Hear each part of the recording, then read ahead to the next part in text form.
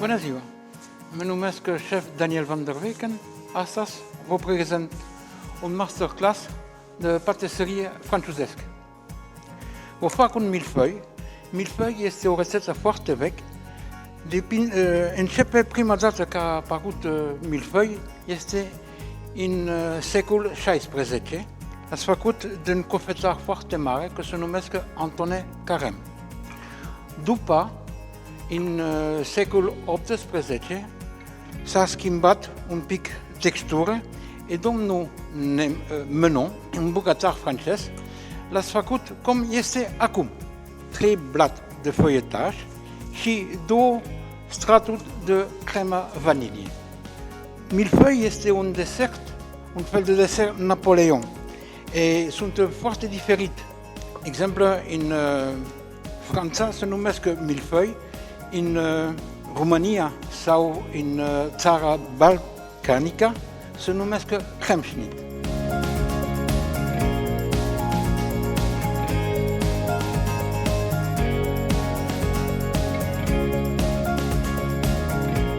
Pentru milföi aveți nevoie de faină, unt, sare, apa, bineînțeles, și după un unt special pentru feuilletaj. Tot timpul aveți nevoie să cernuți foarte bine faina.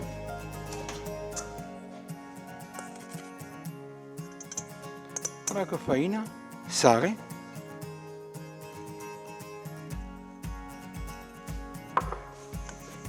să cernuți foarte bine.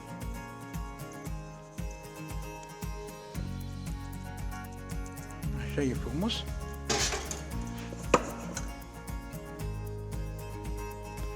Între timp, să topesc unt. Unt este 90 de grame pentru că este diferit. Aveți 2 feluri de unte. Un unt foarte uscat și un unt special pentru prima aluat.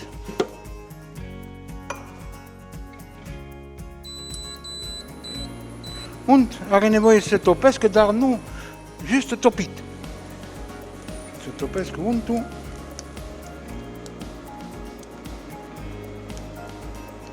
De că unt este topit, pot să le amestec cu faina și apa. Foarte important, gramajul pentru cofetărie tot timpul are nevoie este la gramaj fix. Adică aici avem 356 de grame de faină.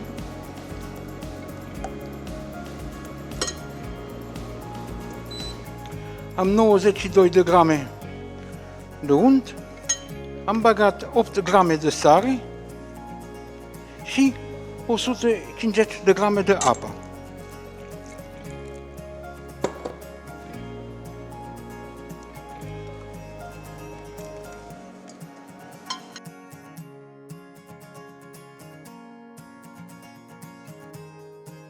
E un aluat, nu aveți nevoie să le fermente foarte mult. Dacă faina este amestecat cu unt și apă, este gata.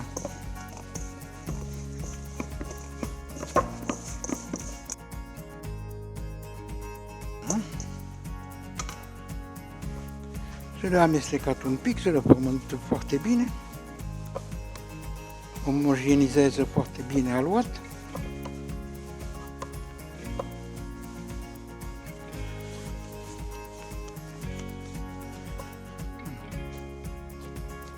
După că am fermentat unt, luat un foi alimentar,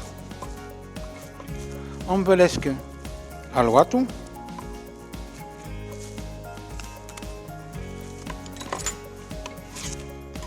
și după că este învelit bine, se le păstrează la frigider 30 de minute.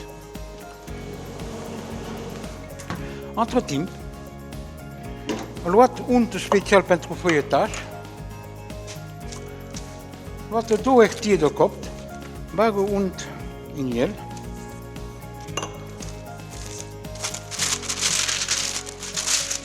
și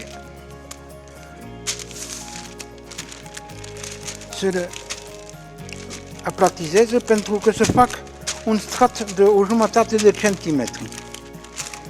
Să le ramasă bine pătrat,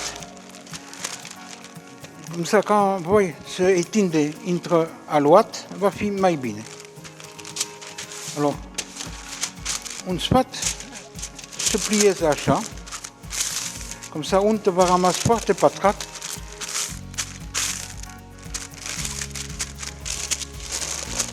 E untul așa, bine etinde, să vă ajut foarte bine pentru că va fi feuilletaj, aluat de feuilletaj. Se vede cum procedăm după. Voilà. La fel, îl păstrez în frigider.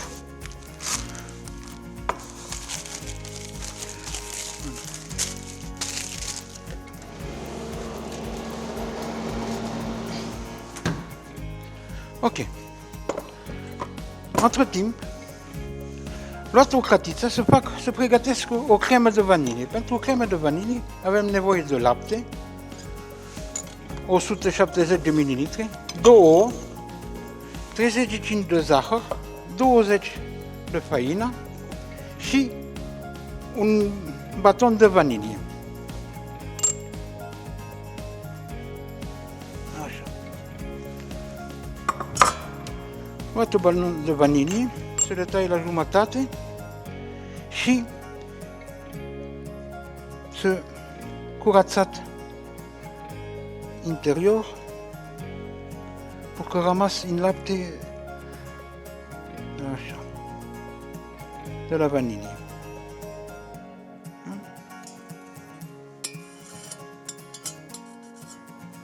Așa, lapte.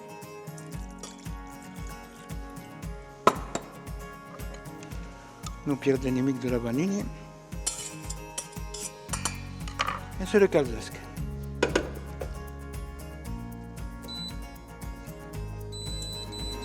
Voilà. Între timp, poate 2 ouă.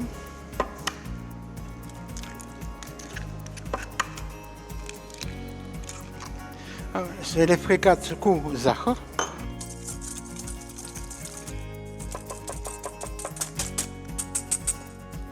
Amestecat făina.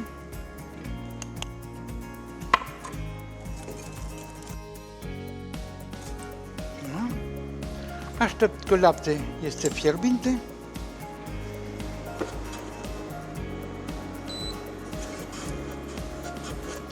Lapte e fiert, călduț.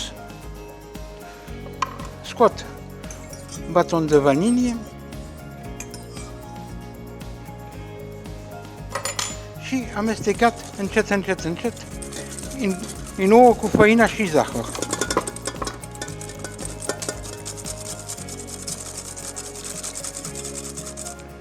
Aveți grijă că nu a rămas vanilie, baton. După răbag în catița ca să călzit lapte.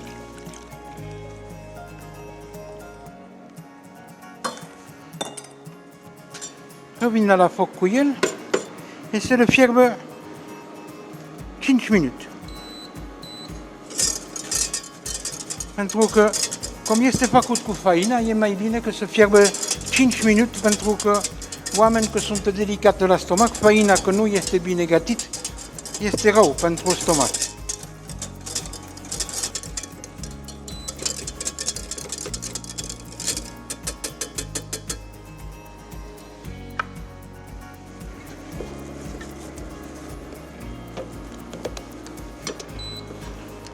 După bag la un catiță mic, un bol, pardon.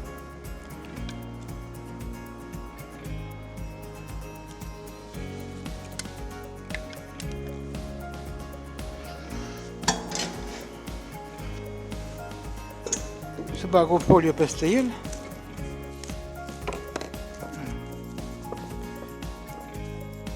Și să las așa să răcesc. A trecut 30 de minute. Am scot aluat de la frigider.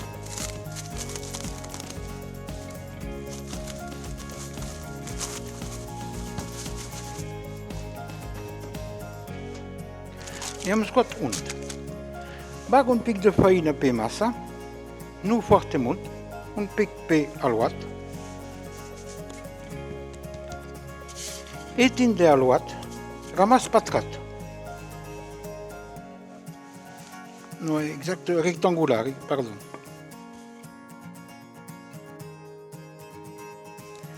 Am luat unt, că am făcut între două folie de copt. Se le bagă la mijloc. Voilà.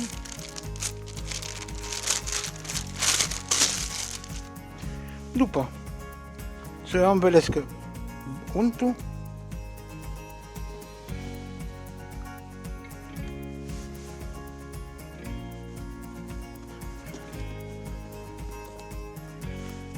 Un pic de făină și se le răsturnă. Acum fac prima tur, adică să îi tinde aluată cu unt,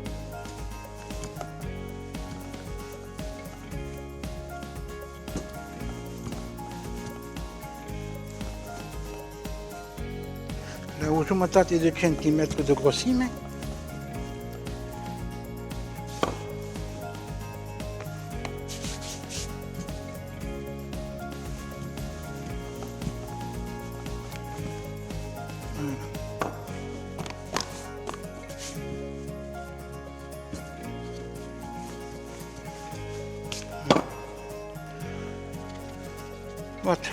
Trageți făina, că este în plus. Da? După se plieze la un sfert, așa.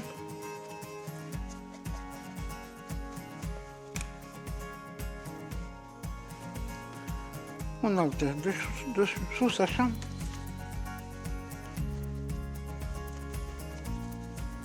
Fac un sfert de tur sau la dreapta sau la stânga și învelit cu folie alimentară să le păstreze 30 de minute la frigider.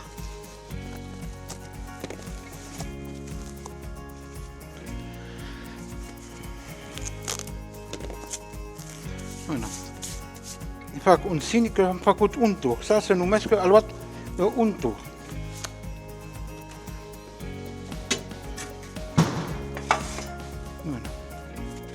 E așteptă 30 de minute. A trecut 30 de minute. Luat de la frigider. Se le tinde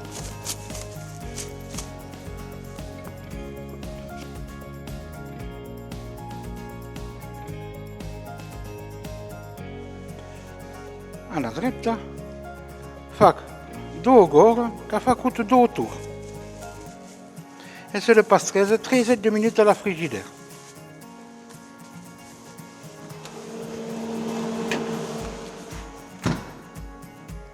A trecut 30 de minute. A luat-o,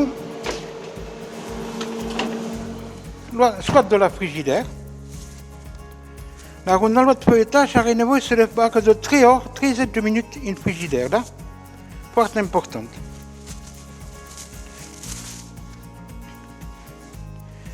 După că este tinde foarte bine,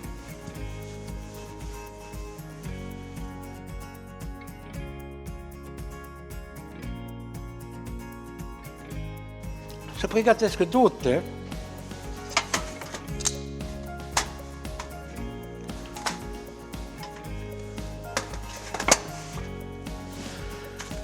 Fac hârtie de copt peste el.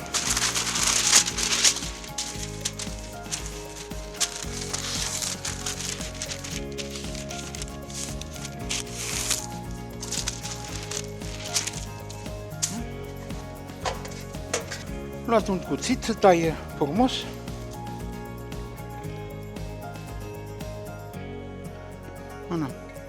Nu vede. Un feuilletaj bine reușit este ca să vede strat de aluat și de unt. Da? Fac așa. După să le tai în două. Da. Cred că pot să le tind încă un pic pentru că e un pic mai mai gros.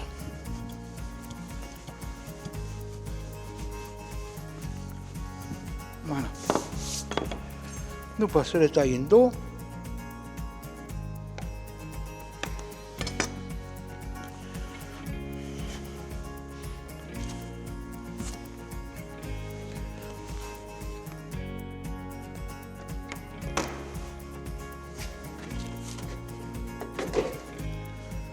Să pregătesc un altă folie de copt.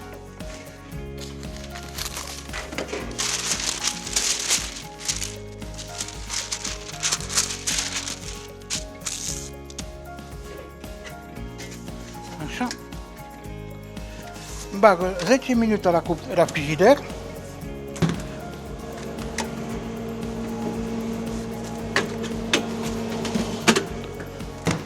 Să pregătesc cuptorul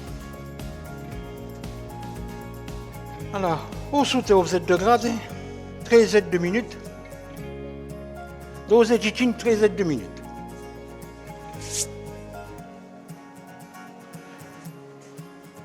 Dar depinde de la cuptor. După 25 de minute se deschide cuptor, se vede si aluat este bine gătită la mijloc, sinon rămas encore un pic 10 minute la cuptor. Da? Da? A trecut 10 minute, cuptor e cald, a luat de feuilletaj la frigider,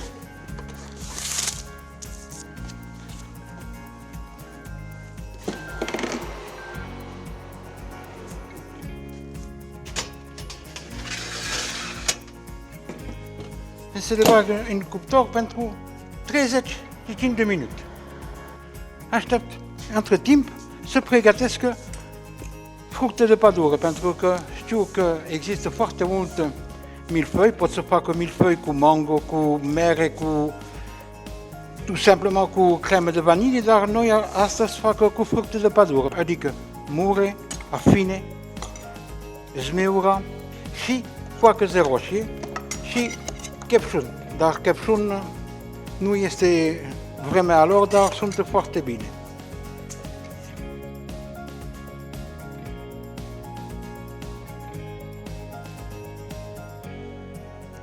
Asta pentru garnitur. Acum se pregătesc creme pentru milfăi. Să fac o cremă pentru milfăi, aveți nevoie de un vas bine rece,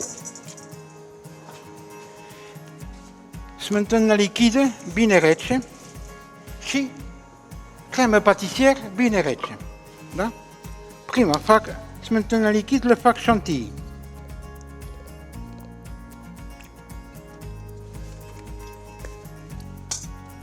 Adică smântână lichidă la 35% de grăsime.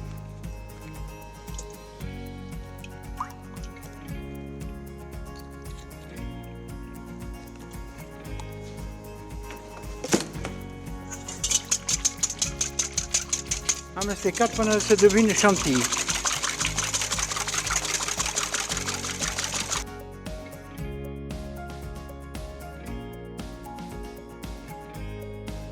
Voilà, e bine reușit. După cremă patisier se le amestecat.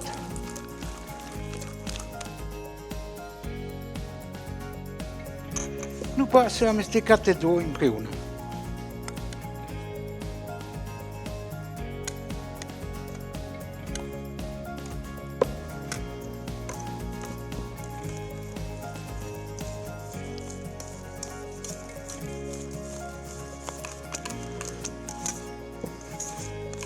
Voilà, crème pâtissière cu frișca, cu smântânare devenit chantilly, este pregătit, e o cremă foarte frumos, cremă, hopla.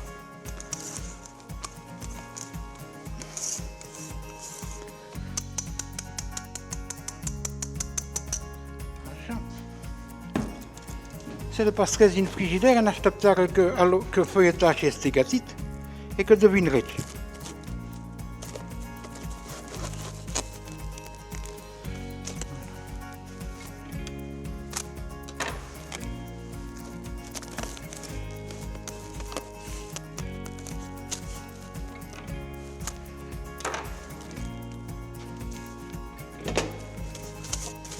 să le bagă la frigider.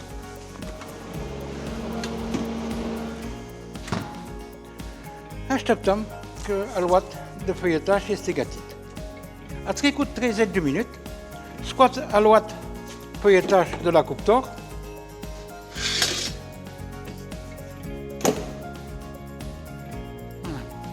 Se vede că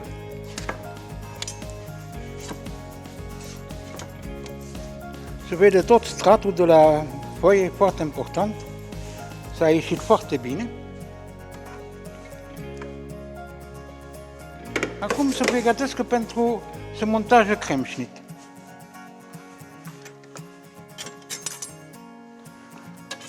Luat un feuilletaj.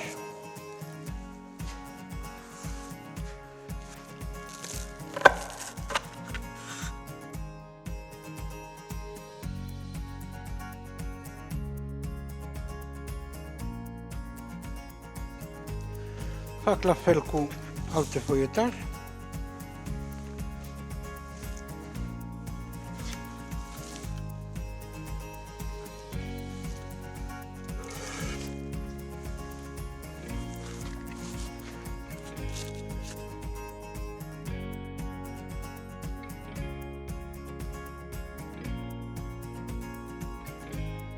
Acum, pastrezăm 2 bucăți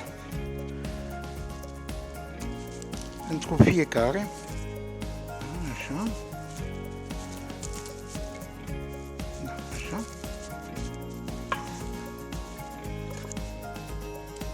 Deasupra se bag un pic de zahăr pudră, să le caramelizeze la cuptor.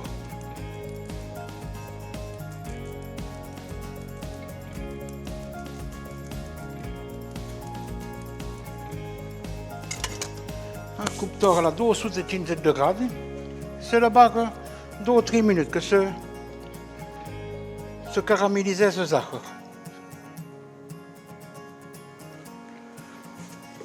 Luată crema de vanilie cu frișcă, o poșă cu o duie,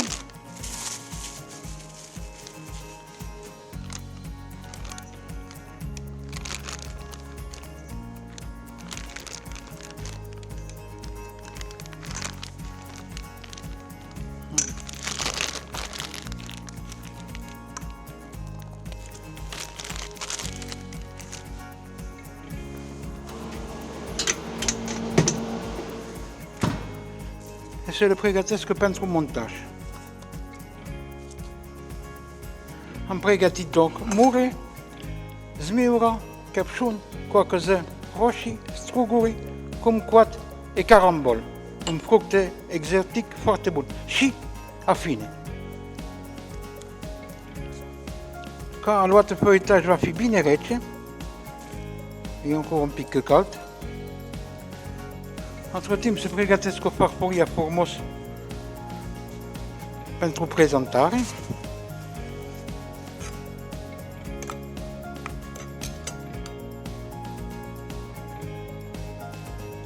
Am făcut un coulis de fructe de pădure.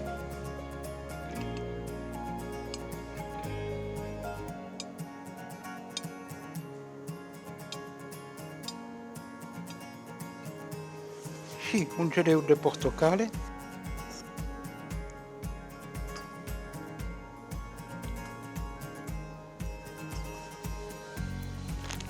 Cu o poșă.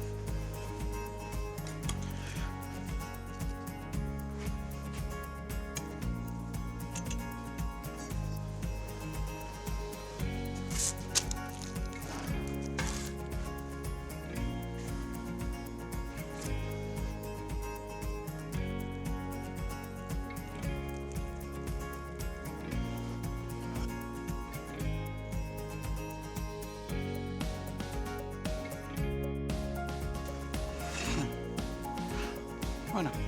Millefeuille cu fructe de pădure, bon appétit!